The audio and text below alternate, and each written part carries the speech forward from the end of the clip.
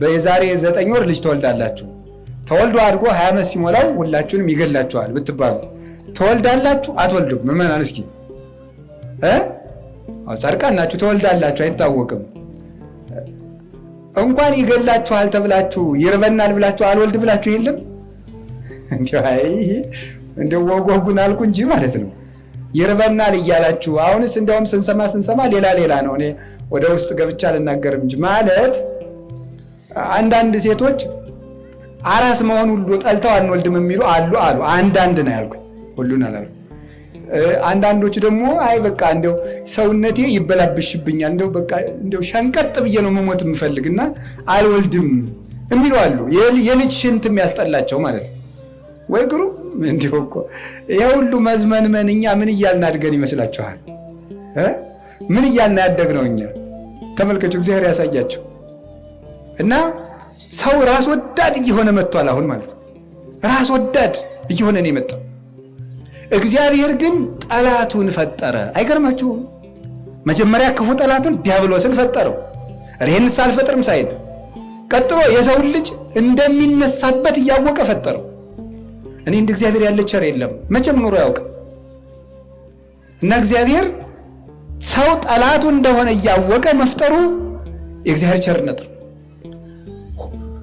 ሁለተኛ ሰው ላይ ስታዩት ያደረገው ቸርነት እግዚአብሔር በአርአያው በአምሳሉ መፍጠሩ ነው። ይሄ ትልቅ ሀብት ነው። የእግዚአብሔር ቤተሰቦች አሁን እኛ እንዳውቀው ሀብት ነው። ለምሳሌ ከበሬ፣ ከአንበሳ፣ ከጅብ፣ ከአውሬ፣ ከእንስሳት ከሰው ማን ያስባል? አንዴ ሁላችሁ እስኪ በሉ ንገሩኝ እንጂ ሰው። እሺ ጅብ ሲጮህ ሰምታችሁ የምትሮጡ ስለምታስቡ ነው አይደል? አይደለም ነው። ማሰብ ካቆማችሁ እኮ ዝም ብሎ መቁለጭለጭ ነው፣ አትሮጡ። እሳት እየነደደ ስታዩት የማትገቡ ምን ሆናችሁ ነው? ስለምታስቡ ነው። መኪና እንዳይገጫችሁ ጠብቃችሁ የምታቋርጡት ስለምንድን ነው? ስለምታስቡ ነው። ይሄ ታዲያ ሀብት አይደለም? ማሰብ ሀብት አይደለም? ጭንቅላት ሀብት አይደለም? ለብልጠት ባንጠቀምበት ሀብት ነው።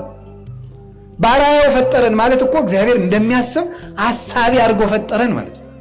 አሳቢ ስላሰብክ እኮ ነው 9ኛ ክፍል 10ኛ ክፍል ዩኒቨርሲቲ ማስተርስ ፒኤችዲ ፕሮፌሰር ምናምን ተመራማሪ መርጌታ እንትን ይበጣ።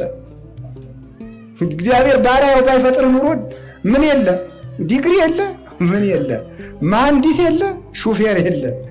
አሳቢ አድርጎ እኮ ነው ወደ ግራ ወደ ቀኝ እያልክ መንጃ ፈቃድ የምታወጣው። እግዚአብሔር አሳቢ አድርጎ እኮ ነው። አሳቢ አድርጎን ነው እኮ ዲቁና፣ ቅስና፣ መርጌትና፣ ድጓ፣ አቋቋም፣ መጽሐፍ፣ ቅኔ የመጣ እኮ እግዚአብሔር አሳቢ አድርጎ ስለፈጠረን። ይሄ ሀብቱ ነው እግዚአብሔር የሰጠን። ጎበዝ ለማሰብ ግብር የሚከፈል ቢሆን ኖሮ አስባችሁታል? ራሱ ማሰቡ ያደክማል ራሱ ማለት ይኸውልህ፣ ሰምታችኋል?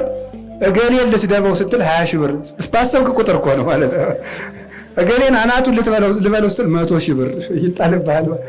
በቀን እንግዲህ በጣም ሰው ብዙ ሚሊዮን ሀሳቦችን ነው የሚያስበው እንግዲህ ሰው ማለት ነው። እስቲ አሁን 5 ደቂቃ በሰጣችሁ ስንት እንደምታስቡ። አሁን በዚህ ስብከት መሃል እኮ ስንት ሰው አለ ሱቅ ሄዶ የመጣለ፣ ድሮ የሰደበውን ሰው ያስታወሳለ፣ ጓደኛው ትዝ ያለው ያለ፣ ምሳ ምንድነው የምበላ ብሎ ያሳብ ይኖራል ነው እንግዲህ አናውቅም ማለት ነው። ሁሉ የምናስበው ይህ ውስጥ ተመልከቱት ማለት ነው።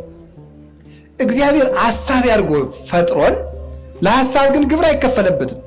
ይኸውላችሁ እኔ አንድ ሀገር እጄ አንድ ሐኪም ላወጋበት ብቻ ስንት ዶላር ስንት ዩሮ ነው የተከፈለው? ውጭ ሀገር ለጉባኤ እጄ ምዕመናን ሊያሳክም ወስደውኝ አውርቶ ነው እኮ ያስከፈለኝ። ምንም አላለም ማለት ነው። መድኃኒት አልሰጠኝ። የሆነች ጠረጴዛ ላይ የሆነች ደቂቃ አውርቶ ብራችን ከፍለን መጣን ማለት ነው። አይ እንደው እናቴ እንደው ማለት ነው ያችን ደቂቃ አስቦ ማለት እግዚአብሔር እንደው ሳይገደብ እንድናስብ ስለፈቀደልን እንዴት ያለ ሀብት እንደሰጠን አይታችሁታል? እውነቴን እኮ ነው። እንዴት ያለ ሀብት እንደሰጠን ተናጋሪ አድርጎ መፍጠሩ፣ አሳክተን እንድንናገር ያደረገን፣ የተግባር ሰዎች እንድንኖር ያደረገን፣ ደስታ እንዲኖረን ያደረገን፣ ዘላለማዊ ሕይወት እንዲኖረን ያደረገን፣ ገዢዎች አድርጎ የፈጠረን። አሁን እኮ ሰው ምድርን እየገዛ ነው። ሰው እየገዛ አይደለም ነው። ሰው ሰማይን እየገዛ አይደለም። በአውሮፕላን እኮ እየገዛን ነው እንዴ! አይገባችሁም? በአውሮፕላን ስንሄድ እኮ ሰው ሰማይን ገዛ፣ ነፋስን እየገዛ ነው በጎሚስታ ጎሚስታ ነው የሚባለው። ነፋስን አፍናችሁ ሞልታችሁ አይደል ብር የምትከፍሉት? ሰው ነፋስን እየገዛ ነው።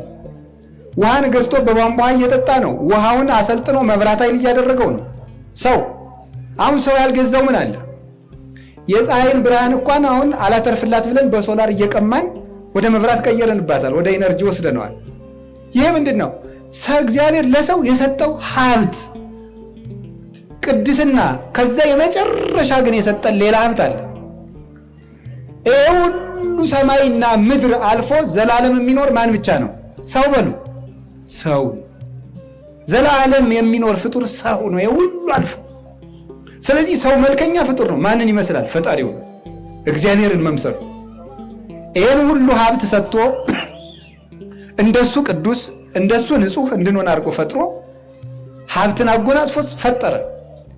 መጨረሻ ላይ እንደምታውቁት ሰው ሳተ። ሰው ሲስትሳ አዳም በደለ። የፍቅር ምልክት አንዲት ሕግ ቢያስቀምጥበት እሷን አፈረሳት። ከዚያ በኋላ አዳም ሲበድል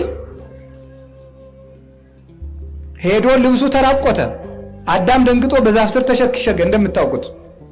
ኋላ ተመልከቱ፣ ማን ነው እየፈለገ የመጣ? እግዚአብሔር ነው። የታባቱን አሁን ፊት ብርሃን አልብሼው ነበር እርቃኑን ይቅመሰውና ሲጨንቀው ይመጣል ብሎ እግዚአብሔር ዝም አላለው። እግዚአብሔር አዳምን ፍለጋ መጣ እየፈለገ። እንዲያውም ደግሞ እሱ ብቻ አይደለም፣ አዳም እንዳይደነግጥ እግዚአብሔር የገነትን ቅጠል ኮሽ ኮሽ ኮሽ ኮሽ ኮሽ እያደረገ በሰው አምሳል ማለት አዳም እንዳይደነግጥ እኮ ነው። አዳም ወዴት ነህ አለው። ተመልከቱ ቸርነት። አዳም ወዴት ነህ ያለበትን እያወቀ እንዳላወቀ አዳም እንዲጽናና እኮ ነው። ይሄ ማለት አንድ ትልቅ አባት ልጁን በግ ጠብቅ ብሎ ሰጥቶት ልጁ በጎቹ ጠፍተውበት ወይም በጎቹን አጥፍቶ አባቴ ይገርፈኛል ብሎ አንድ ዛፍ ስር ቁጭ ብሎ አባቱ በዚያ ሲያልፍ እንዲያው ልጄ በተገኘ እንጂ ሀብቱስ ቅልጥ ብሎ ይቅር ቢል ቢሰማው እዚህ ነኝ አባዬ ይላል። ምክንያቱም ለምንድን ነው? አባቱ እየፈለገው እንደሆነ ተረድቷልና። አዳም አባቱ እግዚአብሔር እየፈለገው እንደሆነ እንዲያስብ አዳም ወዴት ነህ አለው። ይሄ ፍጹም ቸርነት ነው በእውነት ማለት ነው። እኛ እንኳን እንደው አንድ ሰው ካስከፋን እኮ ዞር ብለን ማየት አንፈልግም።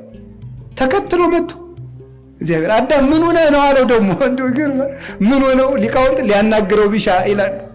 ምን ሆነህ ነው አዳም አለው። የሆነውን እኮ ያውቃል። ያላ አያችሁ፣ ወጉንም ለመስፋት ፈልጎ ነው። ወጉንም ሊሰሙ የአዳምን ጭንቀቱን ማዳመጥ ፈልጎ። ሰው ሲያወጋ እንግዲህ ገሌ ጀምረው አይባልም። አውቀዋለሁ ዝም ብለህ ቁም ነገሩን ነገር ያትንዘባዘብ አይባልም።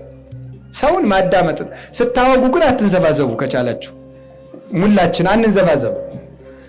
ግን ምን ለማለት ፈልጌ ነው? ሰው ሲያወራ ግን ጭንቀቱ ሲያወራ ዝም ብላችሁ ማዳመጥ። ይኸው እግዚአብሔር አዳምን ሊሰማ መጣ። የአዳም ወሬ የአዳም ብሶትና ወግ ለእግዚአብሔር የማይረባ ሆኖ ካልተቆጠረ የወንድማችን ጭንቀት መስማት እንዴት የማይረባ ይሆናል? ያን አደረገና እግዚአብሔር አዳምን ምን አለው? በል እንግዲህ አዳም አንተ ሕግ ብታፈርስ እኔ መጥቼ ሞቼ ያድንሃለሁ ብሎ እግዚአብሔር ቃል ኪዳን ሰጠው። ተወልጄ ያድንሃለሁ፣ ናፍቆትህን እፈጽማለሁ። አምላክ መሆን አምሮህ ነው? በል እኔ ሥጋህን ለብስና ያንተን ሥጋ አምላክ አደርገዋለሁ አለው። አዳም ኮነ ከማሃዱ እምኔነ ያለው ይህንን ነው። አዳም ከኛ እንዳንዱ ሆነ ማለት በኋላ ዘመን የአዳም ሥጋ ቃልን ተዋህዶ የቃልን ገንዘብ አድርጎ አምላክነትን አግኝቶ የአዳም ሥጋ አምላክ ሆነ በተዋህዶ ጌታ ሥጋን ሲለብስ። ይህንን ቀጠሮ ሰጠው። ከዚያ በኋላ ተመልከቱ 5500 ዘመን ከተቆጠረ በኋላ እግዚአብሔር ለሰው ልጆች ቸርነትን አላቋረጠም፣ ሲያደርግ ኖረ። ሰዎችን ሲመግባቸው ሲያስተዳድራቸው ቆየ። የዚያን ጊዜ ቀጥር ያለው እስከዚያ ፍዳህን ብላ የሰው ልጅ አላለም። በኖህ በጻድቁ በአብርሃም በይስሐቅ በያዕቆብ በኖህ ዘመን ብቻ ያደረገውን አስታውሱ። ምንድን ያደረገ? 120 ዘመን ለምህረት መስጠት። በጣም የሚያስደንቅ 120 ዓመት ለይቅርታ ቀጠሮ ሰጠ። ይህን የሚያደርግ እግዚአብሔር ብቻ ነው። ሰው ጥቂት ቀን ይችለናል፣ እግዚአብሔር ግን ሁልጊዜ ይችለናል። 100 ዓመት የሚችል እግዚአብሔር ብቻ ነው። እንዳጠቃላይ ግን ዘላለም ችሎናል። ይሄንንም አልወዘንም። ሰዎች ጣዖት ቢያመልኩ ኃጢአት ቢበዛ አብርሃምን ከጣዖት መካከል አወጣው፣ ወርቅን ከጭቃ እንደማውጣት፣ ከሱ ይስሐቅን፣ ከሱም ያዕቆብን፣ ከሱም 12ቱ ነገደ እስራኤል። እነሱ የገዛ ወንድማቸውን ቢሸጡ ግብፅ ቢወርዱ እነሱም በቸርነቱ ታድጎ አወጣቸው። መና ከደመና ውሃ ከጭንጫ አፍልቆ አጠጣ፣ መገበ። 40 ዘመን ዘልፈ ይስሕት ልቦሙ እንደተባለ ሲበድሉት ኖሩ። ይሄ ሁሉ መከራ ችሎ የሰውን እምቢተኛ ልብ ታግሶ 5500 ዘመን ሲፈጸም እግዚአብሔር ዘመኑ በደረሰ ጊዜ አንድ ልጁን ላከ። ስንት ልጁን በሉ ንገሩኝ። የእግዚአብሔር ቸርነት ፍጹም ሀብት ነው ያልኳችሁ ለዚህ ነው። አንድ ልጁን እንዴት ይሰጣል? እስመ ከመዝ አፍቀረው እግዚአብሔር ለዓለም፣ እግዚአብሔር ዓለሙን ለሕይወት